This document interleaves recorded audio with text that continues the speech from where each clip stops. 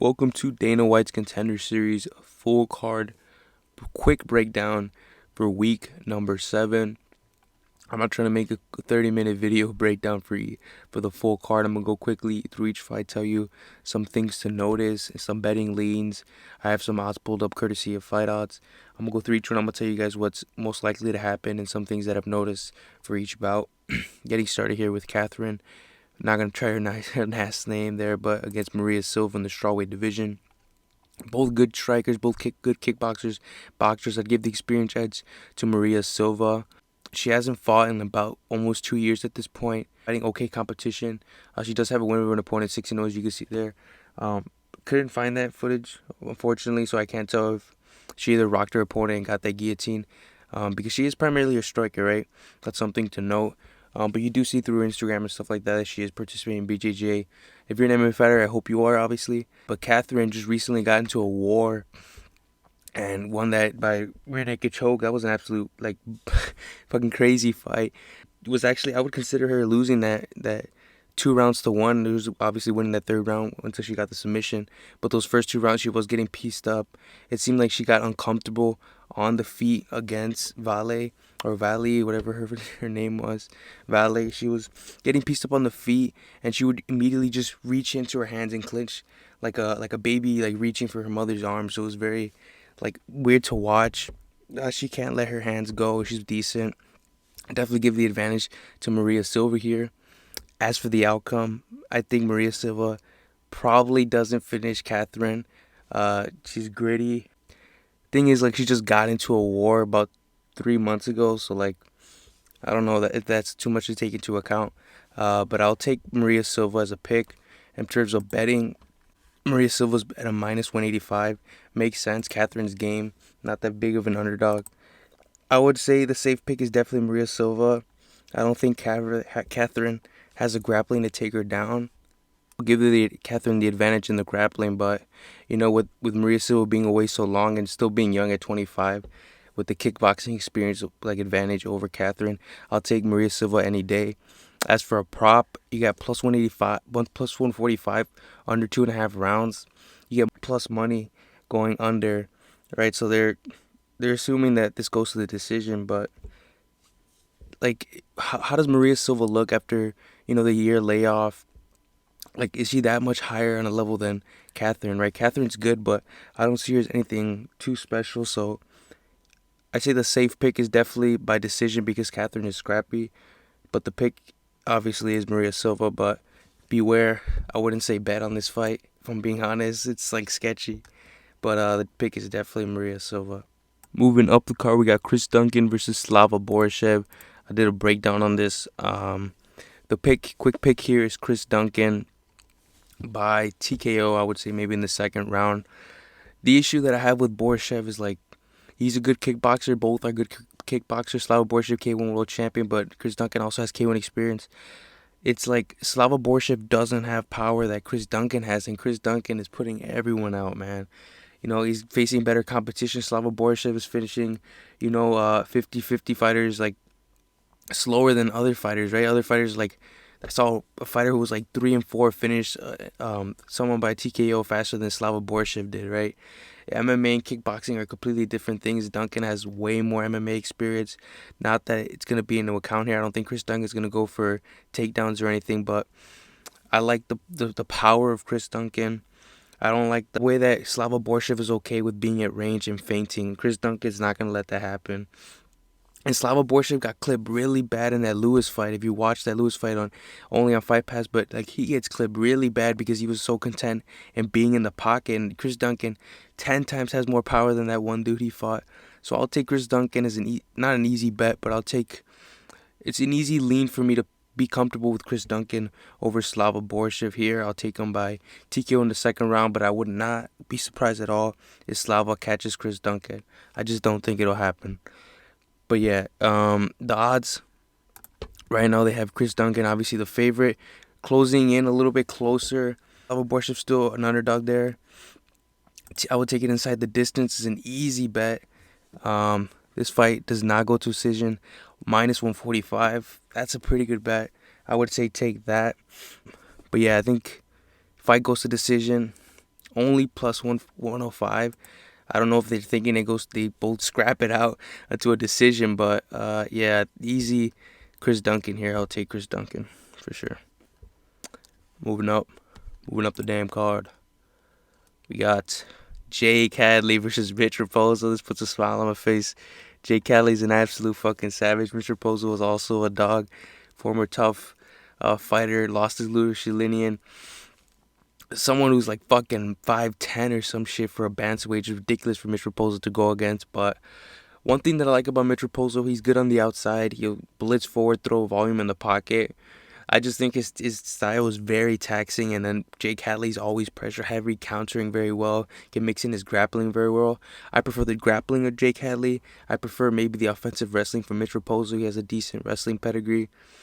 I just think Jake Hadley's more in his prime. I think he's more well-rounded than Mitch Raposo, although both are very well-rounded. I just think Jake Hadley does it better.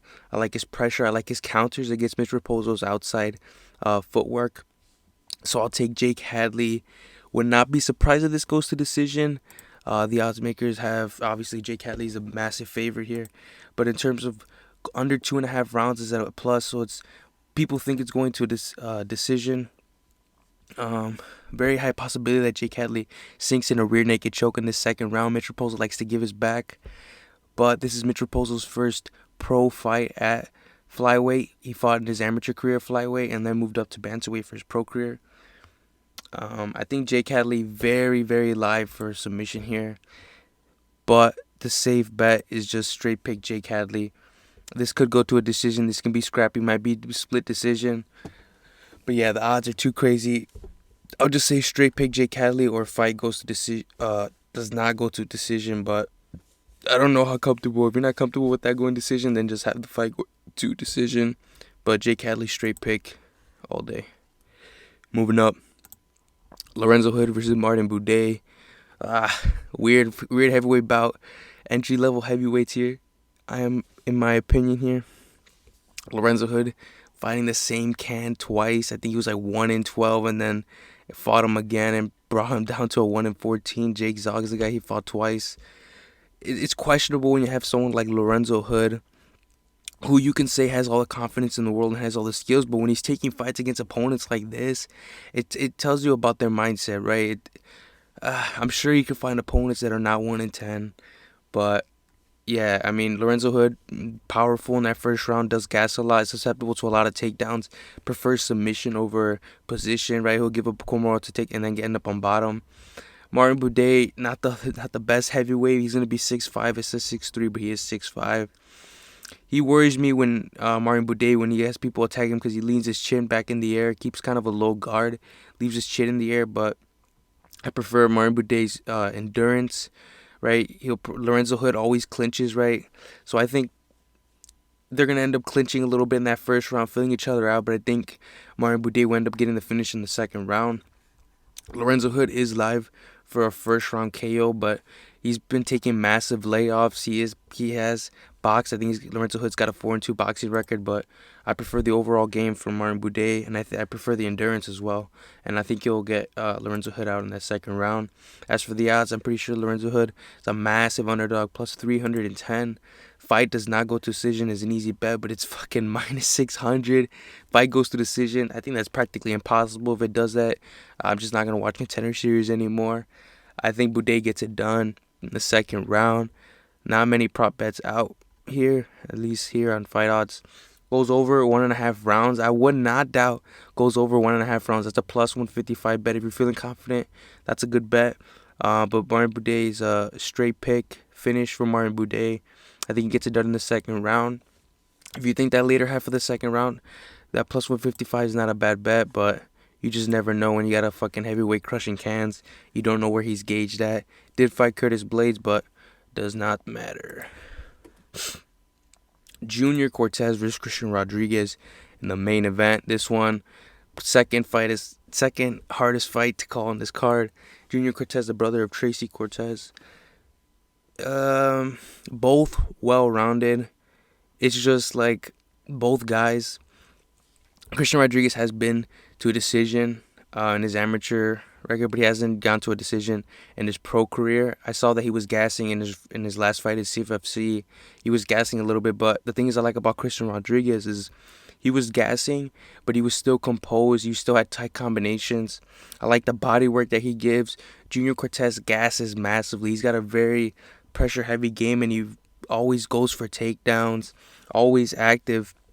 And that taxing style, I don't think it's going to work with someone like Christian Rodriguez, right? Junior Cortez not facing the same level of competition, which pisses me off because you literally don't know where Junior Cortez is at, right? He could be like levels above.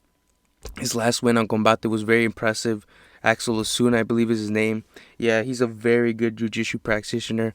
And Junior Cortez just laid on top. Very good submission defense. So I don't think Christian Rodriguez will get a submission here. In terms of breaking down this fight in a betting perspective, I think this fight is, people think it's going to end inside the distance. I feel like it goes to a decision here. Both guys scrappy, both durable. I prefer the experience from Rodriguez with high-level competition. I prefer his cardio. So I think he might be active for a third round KO. But the pick is still going to be him. Straight. He's at a minus 190 at this point. Under 2.5 rounds at the same odds. So yeah, like no one knows. Is this going to end to a decision? Is this going to go to a decision, or are these guys going to end each other? Very active. I feel like that third round's very active for a finish. But fight doesn't go to a decision. Minus 165. Fight goes to decision is plus odds. I would not. That's pretty good, but it's just too close. I would just, fight doesn't go to decision, minus 165. I'll take that any day. So as for the bet, fight does not go to decision, minus 165, and the straight pick is Christian Rodriguez. Junior Cortez is very active though. I don't know if there'll be a finish though. Highly doubt it. That'll be all. Peace.